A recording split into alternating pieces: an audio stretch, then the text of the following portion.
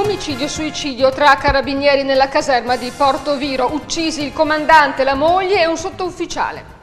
La procura rinvia a giudizio l'ex marito di Lucia Manca per falso, ha dichiarato di essere medico quando non ha acquisito nemmeno la laurea. Giornata di passione domani a Venezia, CTV non garantisce corse in laguna e in terraferma e anche i treni fermi per 24 ore.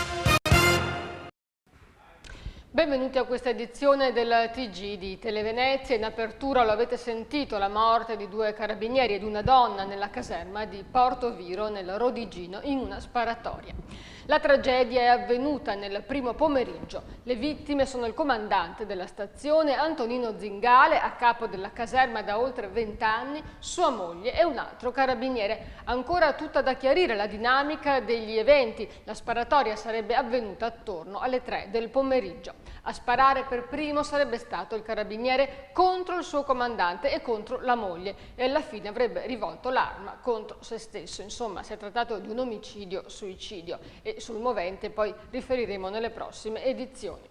E ora il caso Lucia Manca. Renzo De Cleva, l'ex marito accusato di omicidio, è stato rinviato a giudizio con l'accusa di essersi spacciato per medico quando in realtà non era neppure laureato. L'udienza preliminare si è tenuta stamattina in tribunale a Venezia.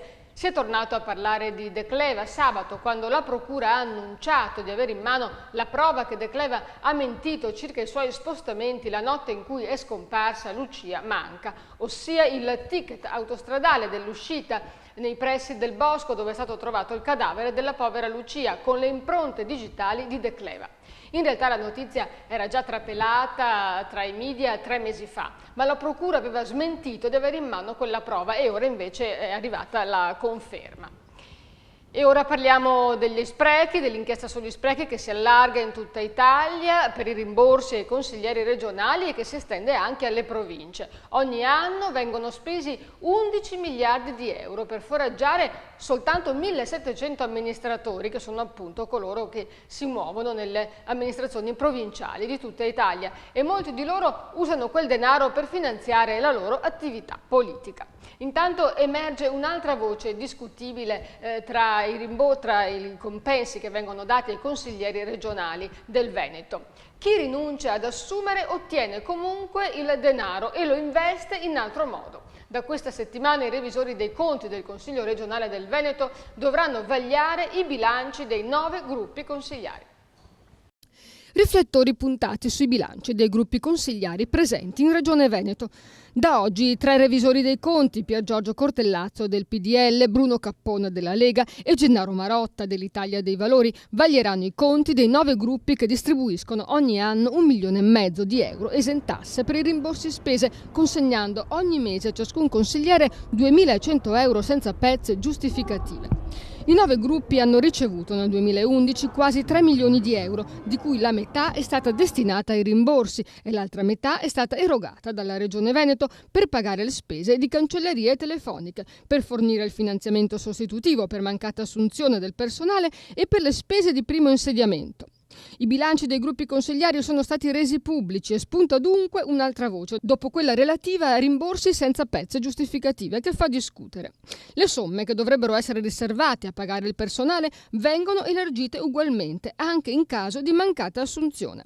La Lega Nord ha ottenuto nel 2011 ben 260.000 euro, il PDL 376.000, il PD 220.000, l'UDC 57.000, l'Italia dei Valori 37.000. Il gruppo misto formato dai fuoriusciti dal PD, Diego Bottaccini e Andrea Causin 60.000, Bortolussi 54.000. La sinistra veneta appena 286 euro perché il gruppo di Pietrangelo Pettenò è stato l'unico a ricoprire le figure professionali. Intanto i consiglieri, sotto la pressione mediatica che chiede una riduzione dei loro compensi, stanno cercando un accordo sui fuoribusta, ma si sono divisi. La Lega preme sul PDL per un vertice urgente, mentre il PD chiede un consiglio straordinario. E dalle 21 di questa notte iniziano 24 ore di passione per chi deve usare i mezzi di trasporto pubblico in tutta Italia. CGIL, CISL e UIL hanno indetto uno sciopero generale contro i tagli al servizio e per il rinnovo del contratto di lavoro. È prevista anche una manifestazione a Venezia. Torna lo sciopero generale dei trasporti pubblici per il rinnovo del contratto di lavoro. Parte stanotte dalle 21 e si profilano disagi per turisti e pendolari per 24 ore. A Venezia non saranno garantite le linee di navigazione N1 e N2 della CTV per l'intera giornata e anche i servizi di biglietteria potrebbero non funzionare. Si profila un servizio di trasporto a singhiozzo anche in terraferma. Non è assicurato nemmeno il servizio ferroviario. L'agitazione è stata indetta dalle federazioni di categoria aderenti a CGIL, CISL e UIL contro i tagli al settore e per il mancato rinnovo del contratto scaduto nel 2006. Secondo gli osservatori del mondo sindacale, però, questo sciopero è un'arma spuntata. In questo momento le controparti sono troppo distratte dai tagli dettati dallo spending review per pensare ad un aumento degli stipendi e la protesta rischia di non avere effetti.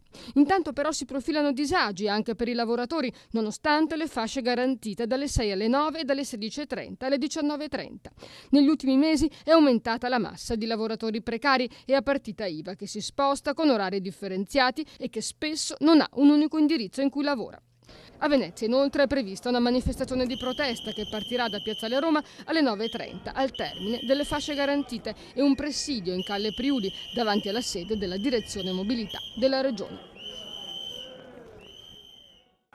Diminuiscono i servizi ma aumentano i prezzi. Ai tagli nei trasporti pubblici si aggiungono i rincari di luce e gas a causa dell'aumento del costo del carburante.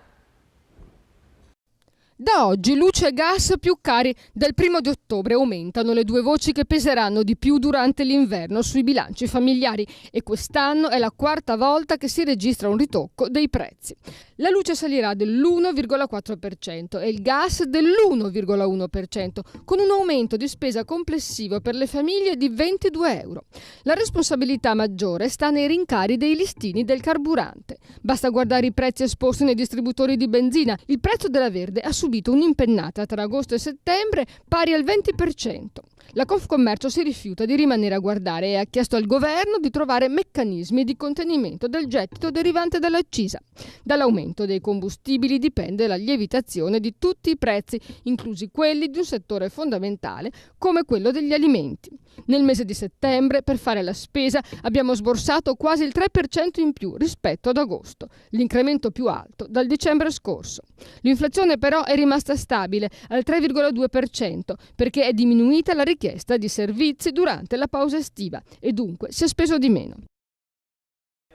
E ora le operazioni della Guardia di Finanza, scoperta a Padova un ottantenne residente in Venezuela che riscuoteva l'assegno sociale dall'INPS della città del Santo. L'assegno è riservato a chi risiede e vive in Italia, non a chi si trova all'estero. L'uomo si faceva inviare l'assegno da un conoscente che lo riscuoteva per lui. E a Belluno, altra operazione di oggi, è stata scoperta una psicologa che ha nascosto al fisco ben 1.200.000 euro dal 2007 al 2011. La professionista ha dichiarato invece redditi per soli 20.000 euro, omettendo un versamento di imposte di ben 450.000 euro. È stata scoperta attraverso l'incrocio di informazioni tratte dalle banche dati e da attività di intelligence. E i carabinieri invece hanno arrestato da Moldava con l'accusa di aver rapinato un negozio di abbigliamento cinese. Rapina impropria la si definisce in termini tecnici. La donna, senza fissa dimora, di 55 anni, si è introdotta nel negozio in piazza Ferretto e ha sottratto alcuni vestiti, ma l'antitaccheggio ha dato l'allarme e la titolare cinese ha cercato di fermarla sbarrandole la strada, ma la moldava l'ha spintonata facendola cadere a terra. Una chiamata al 112 ha fatto accorrere i carabinieri che si trovavano in zona e che sono riusciti a rintracciare la malvivente e a portarla in caserma per l'arresto.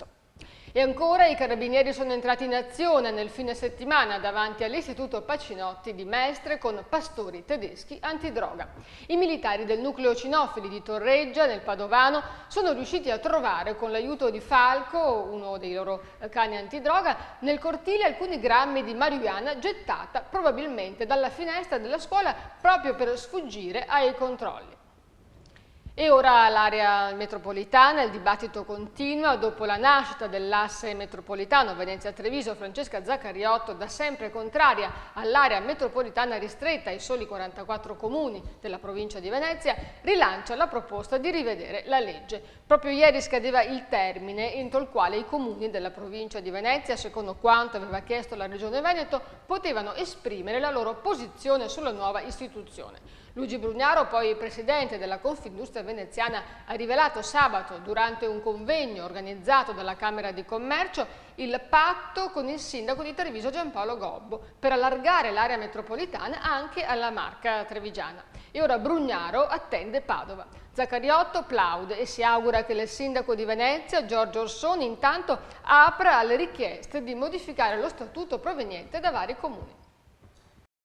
Io credo che oggi prendere atto di un mondo anche economico che si sta muovendo relativamente alla città metropolitana, che viene a chiedere dopo 3 mesi le stesse cose che ad esempio noi come provincia chiedevamo prima, quando io affermavo che è stato più facile per la capitale della cultura coinvolgere Bolzano che non per la città metropolitana che ci costringe a fermarsi a Mogliano.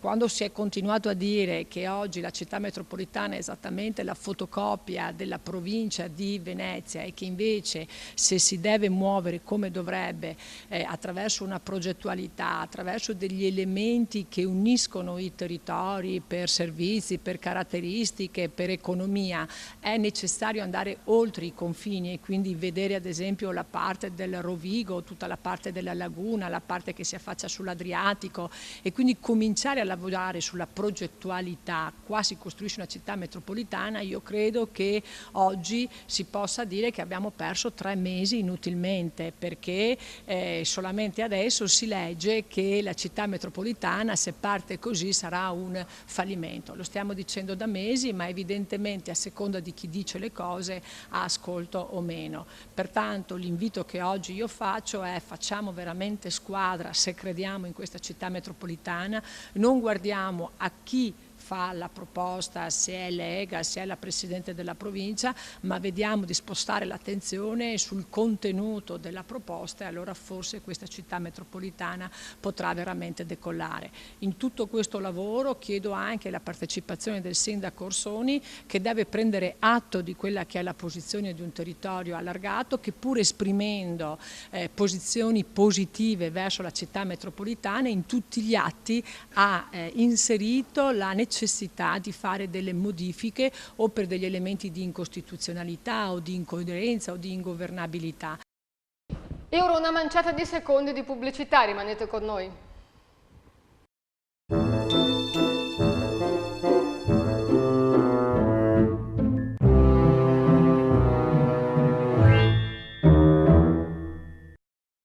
Sabato 13 e domenica 14, Linea 80 Camper e Caravan ti aspetta per un'incredibile porte aperte. Linea 80, la tua concessionaria Burstner e Roller Team, propone i nuovi arrivi 2013, noleggio camper nuovi e una vasta gamma di usati garantiti anche ex noleggio. Linea 80 e anche market accessori, assistenza e parcheggio. Linea 80 realizza la tua voglia di libertà in via Orlando, Campalto, Venezia. Ricorda, 13 e 14 ottobre, irripetibile porte aperte. Per info linea80.net. E ora uno sguardo all'area metropolitana. Iniziamo dalla provincia di Venezia, dove il virus del Nilo sta obbligando molti comuni a speciali misure anti-zanzare. Guerra al virus del Nilo. Per questo il comune di San Stino di Livenza promuoverà una campagna di sensibilizzazione con tutti i proprietari di aree private. In particolare verranno spiegati quali sono i luoghi da trattare con le pastiglie larvicide. La zanzara in questione, genere Culex, prolifera principalmente in presenza di equini. Si chiama GAC, Gruppo d'Azione Costiera, ed è operativo su Chioggia e il Delta del Po. Il nuovo ente dedicato alla pesca si occuperà di allevamento di specie pregiate, ittiturismo, sperimentazioni finanziabili attraverso i fondi comunitari. La prima battaglia sarà per la reintroduzione del piccolo strascico, vietato dall'Unione Europea. Il gruppo di acquisto davvero solidale di Vigonovo ha comprato oltre 800 kg di parmigiano reggiano da un caseificio terremotato. Una delegazione è andata a San Simone di Reggio Emilia per acquistare il formaggio, che è stato poi consegnato in municipio ai tantissimi cittadini che l'avevano prenotato. E ci spostiamo ora nella Marca trevigiana, dove con l'inizio della brutta stagione torna ad acuirsi il problema del traffico, emblematico il caso del Terraglio. Dopo l'incidente che ha coinvolto uno scuolabus, si riapre a Mogliano Veneto il dibattito riguardante il transito di mezzi pesanti sul Terraglio. Il sindaco Giovanni Azzolini rilancia l'idea di vietare i tir nel tratto comunale della statale napoleonica e dunque avanti tutta con la tangenziale nord. Per limitare le spese, anche Fontanelle pensa di far squadra con altri comuni, come hanno già fatto Cimadolmo, Ormelle e San Polo. Solo per progettazioni e perizie, l'amministrazione ha dovuto ricorrere ad esterni per un totale di oltre 100.000 euro. Meglio sarebbe ottimizzare le risorse interne e dividere i costi. La famiglia di Zanzotto non apprezza il requiem di Mozart per ricordare il poeta scomparso un anno fa, ma Monsignor Nadal sì. Il parroco del Duomo di Pieve di Soligo difende la scelta degli organizzatori. La messa da requiem, sostiene Don Giuseppe, non è un altro funerale, ma il massimo omaggio per una figura di spicco. Fu così anche per Manzoni. E andiamo infine nel Padovano, un territorio particolarmente virtuoso in materia di riciclo, ma i temi dell'ambiente purtroppo non sono tutto. L'epoca d'oro delle terme è finita. Ad Abano ben 5 alberghi stabilimenti termali a 3 e 4 stelle sono in vendita.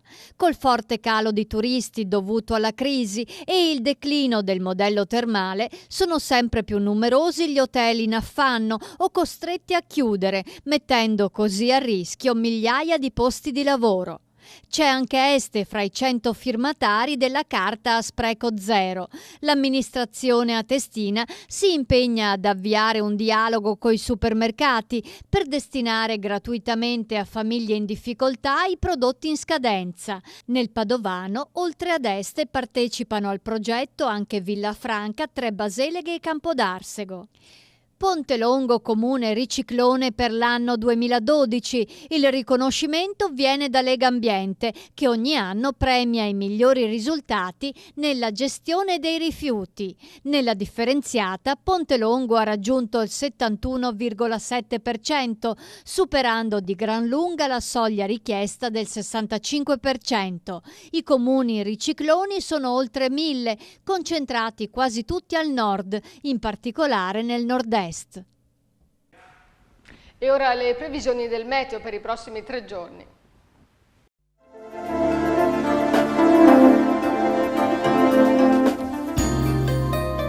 Tempo incerto e instabile, sempre meno caldo. L'autunno insomma incomincia a farsi sentire. Martedì 2 ottobre, nuvolosità alternata a schiarite, visibilità ridotta durante le ore notturne, occasionali precipitazioni, temperature in lieve calo, mare da poco mosso a quasi calmo. Mercoledì 3 ottobre, nuvolosità causata da nubi basse, in dissolvimento nelle ore centrali, pioggia debole, mare da calmo a quasi calmo. Giovedì 4 ottobre, nebbia in graduale sollevamento, poi poco nuvoloso, temperature comprese fra i 15 e i 23 gradi, dunque pressoché invariate. Venerdì 5 ottobre, parzialmente soleggiato con foschie mattutine, livelli termici stazionari. La marea di martedì 2 ottobre è normale, la massima alle 12,5 75 cm, la minima alle 18,30 0 cm. E con questo era proprio tutto, grazie per averci seguito, soprattutto grazie per averci scelti, buon proseguimento.